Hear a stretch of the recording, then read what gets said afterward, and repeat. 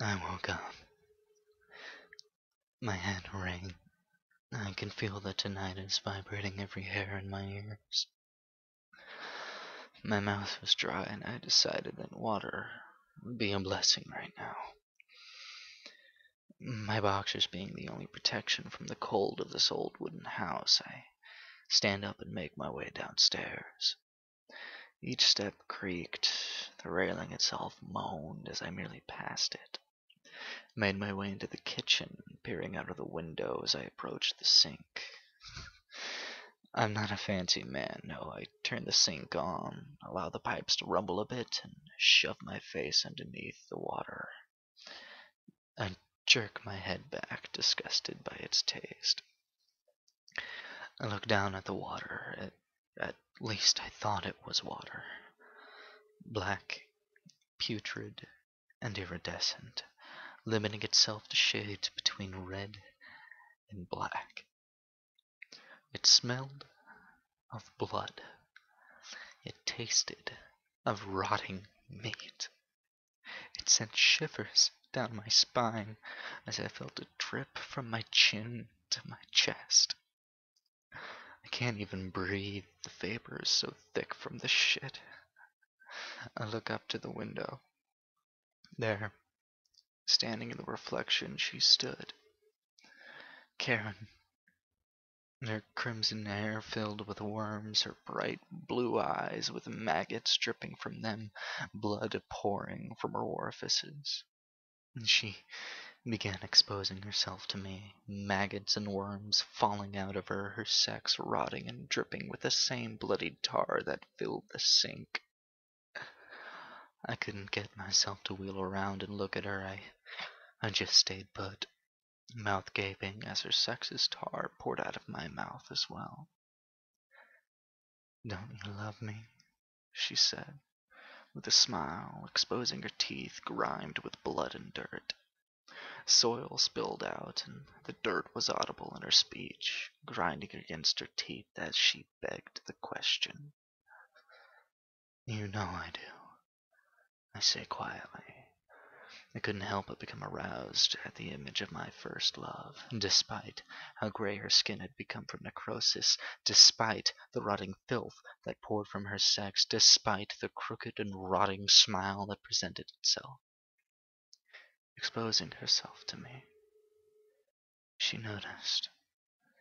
"No, you're even waking up just to see me, aren't you?" She walked, barefoot and naked, across the kitchen to me. I could see her hips swaying sexually as she walked over. More bloodied tar made its way out of her sex. I felt like vomiting. I felt as if I was about to ejaculate prematurely. "Only for you, babe," I say, absent-mindedly, as I watch the ooze spill from between her thighs. She's right behind me, breathing. I can feel the dirt bounding off my shoulder. I can hear the dirt and blood between her lips. I can smell the readily decaying tissues in her mouth. "John, I'm soaking for you. Do you want to feel me?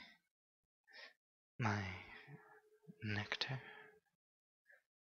She whispers softly into my ear, blood and tar dripping onto it and down my neck. I can feel that she's still warm. Yes, how I've missed you. I reach my right hand behind me, and I can feel the heat radiating off of her. "I missed you too, John." She begins moaning as I search her sex. Clumps of tissue, blood, and tar make their way past my fingers. I'm able to feel that her pubic bone is completely exposed to the inside of her sex. Her rapidly decaying flesh wouldn't be able to take this kind of treatment for long. She reaches her pale gray arms around me, clenching me, reaching down and massaging.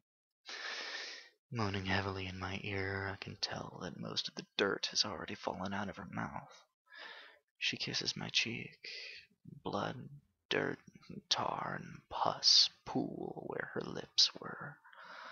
My stomach convulses and my member pulsates.